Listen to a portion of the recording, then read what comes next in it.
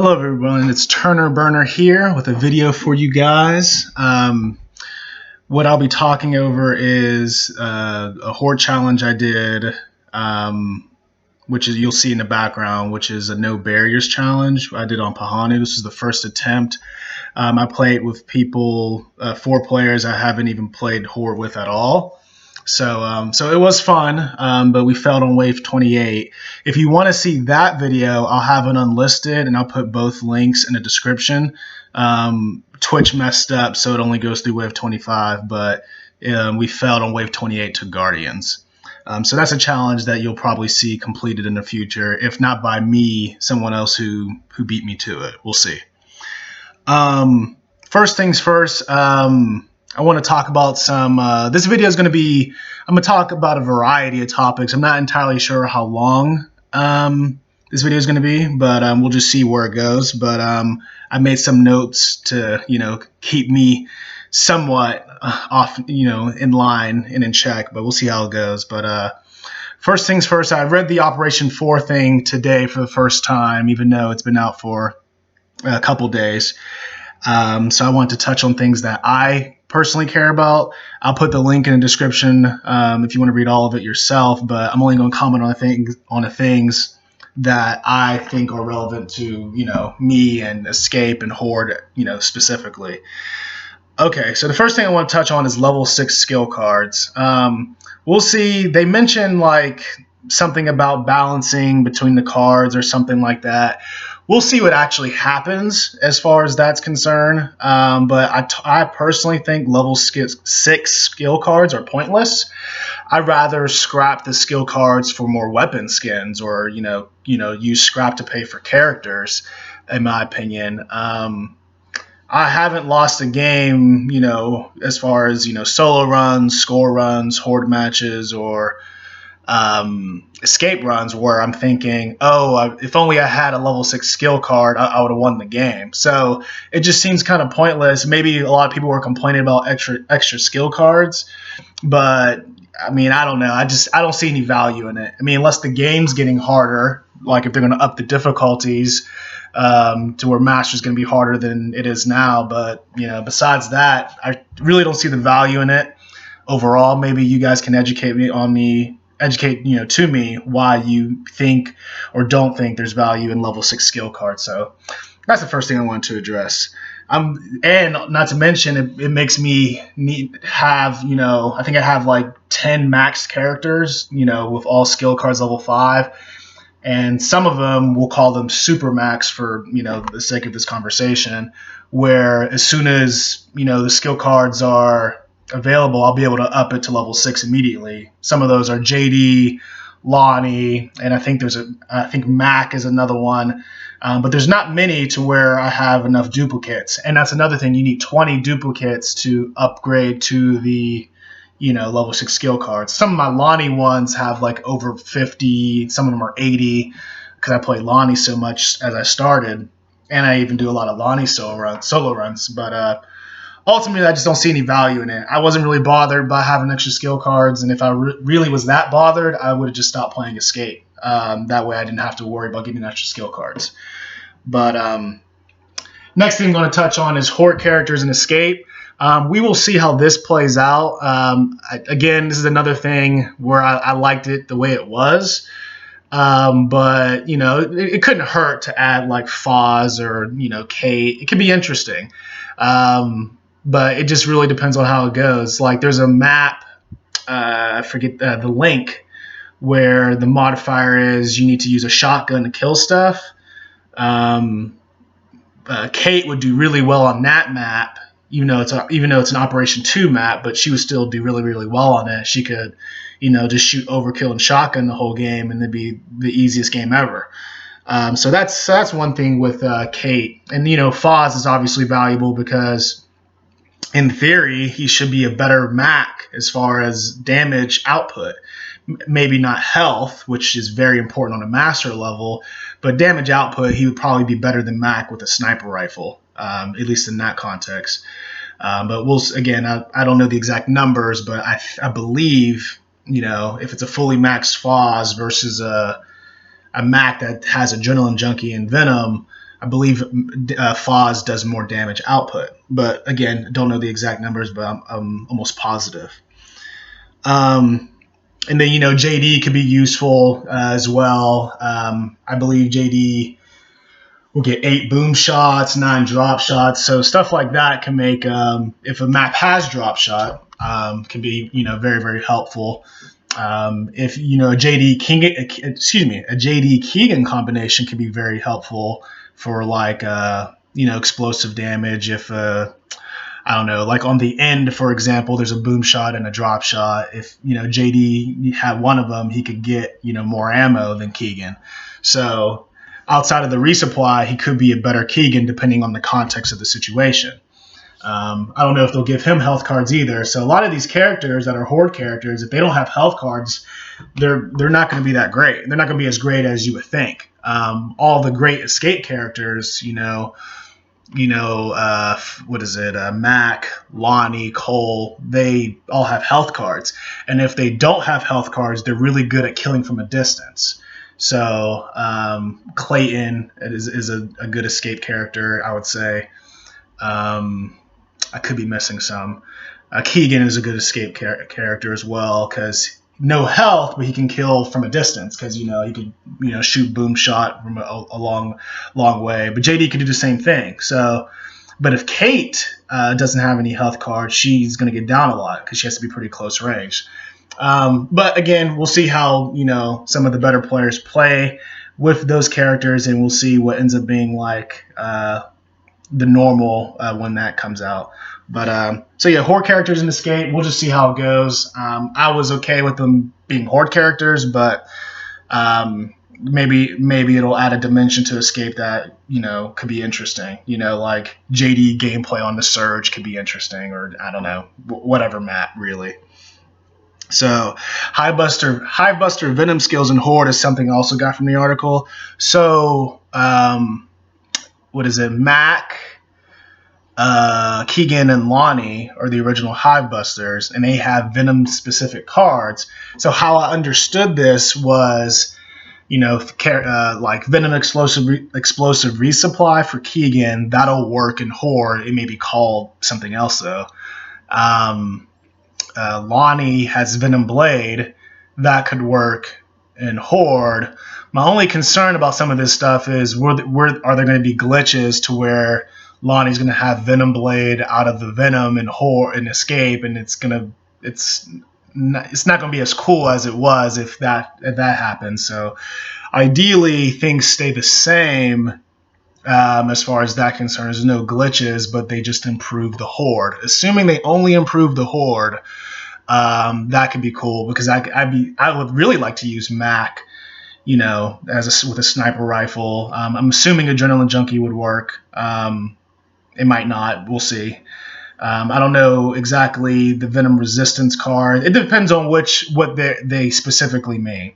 But one of the examples they used in the article was, or the short reading was, Keegan being able to do Venom explosive resupply. So I'm assuming that's, for all Venom cards. I don't know. Venom resistance also counts. Again, it just depends on what they decide counts, overall. So Hivebuster skills in Horde, that's pretty much something I'm completely for, really.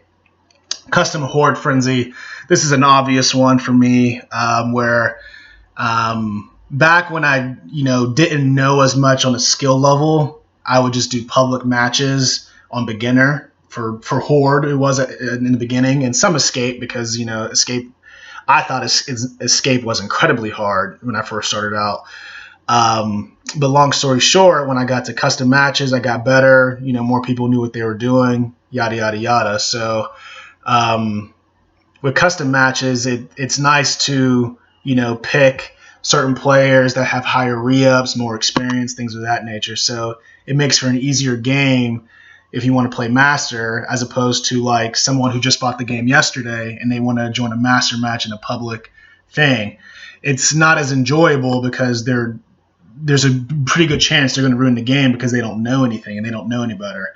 And the custom lobbies allow people to kind of like, weed out some of that so there's less frustration. So They should have just did this immediately. I don't know what the delay was, but yeah, custom Horde Frenzy will be really, really good. So I'll probably be doing more Horde Frenzy as well because of it. So another thing I read, and again, a lot of these readings, if I'm wrong on something, just let me know. But they're my interpretation of what I read. I'll give you the article in the description below. It said, they said on the what I read, all classes can purchase any weapons and upgrade fortifications. So how I understood it was, you know, you don't have to be an engineer to upgrade your weapons locker, or you don't have to be JD to buy a Lancer GL. So basically, if I'm playing, in general, there could be an exception, but the only way I'm having JD in my game right now is if I'm doing a no barriers challenge, because since I've done a few games or 2 games, without JD, I know it's possible, and it just makes for a more balanced game when there is no JD. There's no substantial, the damage is more fair and more fun for everyone. It's more teamwork without JD. Long story short, if I was JD and I wanted to upgrade my locker, or if I was Kate and I wanted to upgrade my locker because I got another overkill, I can. I don't need to wait for Bear to come back from wherever to get something done. So Horde matches are going to be, well, if people do this right, they should be way more efficient than they are right now. So that'll help going forward. So like if someone, they don't say like, oh, let's upgrade Forge or let's upgrade this. They just do it. There's no dialogue. There's no, it's just more efficient Horde. I don't know if it's going to like lower it to like an hour or whatever, but it'll make the game a lot more efficient and more fun, I would say, because a lot of people think Horde's too long, and part of it is all the repairs the engineers have to do, and all the upgrades they have to do. But if that is divided by everyone, I don't know if this includes Jack as well. If anyone could do it, that could be huge as far as Horde, and I think it could make it more enjoyable. So I think this is a good addition, making everyone being able to do the exact same thing. Ideally, the passives are still there, where like engineers still, can buy stuff at a discount, but that way, engineers aren't obsolete. But we'll see what they do there. So yeah. That's basically it for the Operation 3 or Operation 4, PVE stuff that I read. The next thing I want to talk about is my channel moving forward. So my channel moving forward, there's going to be not really that many changes, I would say, but some things I want to address as, what to expect, so you're not like surprised or shocked, and also want your feedback on some of these things. Some things that interest me, some things that did interest me that I'm no longer doing, but we'll see what you guys think. So first things first, I'm going to be doing more Horde challenges. I saw, I think it was like a month ago, the very first video I've seen, someone do no Kate and no JD. That interested me, because 4 months before that, I used to do no Jack gameplays, and you'd be low on energy, and it'd be, with the power drain modifier, and it'd be tough. It adds an extra layer of dimension to the game than just the generic, stuff that you do every single game. Because when you master all the Horde maps, 10, 15 times or more, it can get stale if you don't add something of interest or of intrigue. So challenges is something that interests myself. So long story short, I'll be doing more Horde challenges only if I have 4 people that are interested. If you're interested in Horde challenges, just comment below, because I don't have a consistent team. Every Horde challenge I've done has been with a completely different group, and some people I met that day. So anyway, we'll see. It'd be cool to do a Horde challenge with subscribers. I've never done that, or like a full team of subscribers. I haven't done, so that could be cool. But yeah, we'll see how it goes as far as that's concerned. So expect more Horde challenges or types of challenges. Also, moving forward, you're going to see more solo runs and score runs in all likelihood. What I've discovered since my detailed analysis video, and I'll put that, as both videos in or for score. I'll put those as links below. But I've realized that as of right now, not a whole lot has changed as far as the escape leaderboards. And there's really not too many people interested in challenging the top players. So for someone like me who's highly competitive, it's kind of discouraging, where it's just like you want to do something to be, or at least for me, you want to do something to be number one, or at least improve your time to top 2 or top 3. But most people, because of how the coalition has it designed, only care about the weapon skins. So top 5%, I don't know how many people that is, but it's a lot. And, and that's the highest reward you can get. There's no top 1% reward. There's no top 50. There's no top 20. There's no number 1 reward. And because of that, it's not competitive. So to find people who actually care, it's probably like less than 15, like legit people that actually care about score runs past top 5%. So, which is fine, overall, but it just means that the leaderboards aren't as competitive as they need to be. So you'll probably see less of me on it, and I'm just going to focus on my individual skill as far as solo runs and things of that nature. So I have some aspirations to get to double my total of solo runs. If I can get by the end of Operation 4 anywhere from 50 to 75 different solo runs, whether it's a different character on the same map or new character on a map, whatever, that could be a good goal for me, just to keep me interested and keep me challenged. But yeah, if it gets more competitive, or if you're 2 people want to reach out to me and you want to challenge number 1 guys, let me know. But yeah, just the weapon skins don't motivate me. I almost have a complete Art Deco set. I just need 2 more weapons to be gold, and those are the only skins I'll probably have until Gear 6. But anyway, unless they get something that's even more gold, of course. But yeah, I think that's about it for that. So yeah, but yeah, ultimately, you know who you are. Congratulations to number 1 guys. You'll probably be number 1 for a while until it gets more competitive. But yeah, that's all that interests me right now. If I'm not really interested in top 100 or top 500 or top 5%, it's really just challenging. It doesn't have to be number 1, but at least challenge those guys, to make it more interesting and more competitive. But until then, I'll be doing my own thing and just focusing on my, individual solo runs. If I'm not, helping, someone else get a map or get a horde map or whatever. So, but so yeah, so hopefully you get something out of the solo runs. And to touch on that, most people don't have a consistent team because they may have only time for them to get on, or they're not on very long and they don't have a consistent group. So the solo runs, should be able to help you guys, because every map is doable on a solo level. So since that's been proven, you guys can have a good time. It's a lot harder. It's the hardest thing you can do in Escape is a solo run. But if you can get it done, that puts you in a pretty good company. Something to be proud of and hold your head up high over.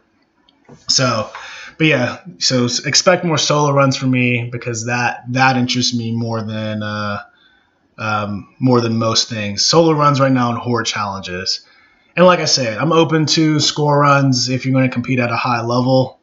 But for the most part,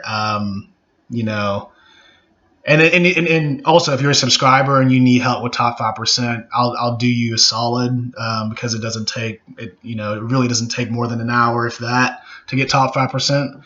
But yeah, as far as score runs, I'm done looking at leaderboards trying to care about improving my time, because you need 2 other people that's also committed like that, and I've never had that. But yeah, So that's about it before I start going on tangents. So let me get to the next topic. Let me look. So another thing I'm going to add to the channel is more voiceovers and more tutorials and explanations. This will be mainly about the solo runs, new maps, and challenges. So I did a solo run a couple days ago. I forget how many days ago on the choke. And what actually happened was the sound wasn't working for Twitch, so I had to improvise. Because I wanted to give you guys good quality. So, on, spontaneousness, I wanted to, make it a tutorial. I wasn't sure if you guys want a tutorial, if you'd rather have the sound, but I got some feedback that you guys like tutorials. So ultimately, there's value in, explaining a solo run as opposed to just simply just doing it and then, people see it and that's it to get views. So there's going to be another dimension to solo runs that people can utilize if you are someone who plays by yourself or only cares to play by yourself, if you're like an introvert or something like that. So anyway, okay, so another thing that's not Gears related that'll be coming to the channel is every so often I'm going to post some Ghost Recon material. If I don't know if anyone plays Ghost Recon, but I am going to start trying to generate a following for that as well. Gears videos will, since I was like, I don't even know how young, a long time ago, I've always liked Gears, and even the stuff that annoys me, I'm still coming back for more. But ultimately, Gears is the game the channel will be based off of, but there will be, Ghost Recon will be, a game I'm adding to the dimension of this channel. I'll never be playing like 20 games at once because I like being, really good at a few games as opposed to just okay at, 30 games. That's just how my personality is. So you'll probably see just some Ghost Recon here. If I add another game to the channel, I can't think of what, but I'll let you guys know and let you know that'll be in the mix as well. But you're still gonna get a heavy dose of Gears content. Just figure, in the interest of full disclosure, I tell you that. So the last thing I'm going to touch on is the two clubs I've started that I'm figuring out the identity for right now. I'm not going to say any names, but I was invited to a club, or excuse me, I was friends with somebody, and they invited me to a club off of the strength of, I don't know, good player, YouTube channel. Not entirely sure all the above. They mentioned a few different things. And they also said they would help me with score runs. So I guess what I'm trying to say here is I'll do the short story of that. This person, kicked me out of the club because I had a YouTube channel, even though we were friends for 2 months and they already knew I had a YouTube channel. So this is the Gears community can be like this, and I don't entirely know why. So out of, kind of like a retaliation, just so I'm not, not really retaliation, I'm not sure what the word would be, but just kind of just, refocusing me. I kind of thought of my own thing because I didn't like how the community can be so exclusive. They exclude others for random reasons. I can't think of other reasons, but yeah, I was literally kicked. I lost like 10 friends in a day because of the fact that this particular person, again, not going to say any names, removed me from a club because I had a YouTube channel. But again, like I said, he knew I had a YouTube channel from the beginning. So just be careful when you're interacting with some of these people. They some have ulterior motives and things of that nature. Like for me, as an example for Horde Challenges, I tell people straight up, this is what I'm trying to do. There's no surprises. It's the characters I want. Because if you don't want a challenge, you just want an easy game, that's okay. You know, that's not me, but you'll know ahead of time that, hey, you can do this if you want. Uh, you know, you can do this horde match if you want. There's not going to be any barriers here. Are you okay with that? So a lot of people operate differently, you know, a little bit more dishonest, things of that nature. So ultimately, it's a shame because I don't remember being this way when I was younger. I don't know if it's the escape community or if it's the Gears Gears as a whole. I don't know, but I'm just speaking up from my experience, and it's ultimately disappointing in some aspect. But I have two clubs that I'm starting. One is more for people that want help with master matches or many other reasons, whatever the reason. Another is people who want or more serious, do score runs, horde challenges, things of that nature.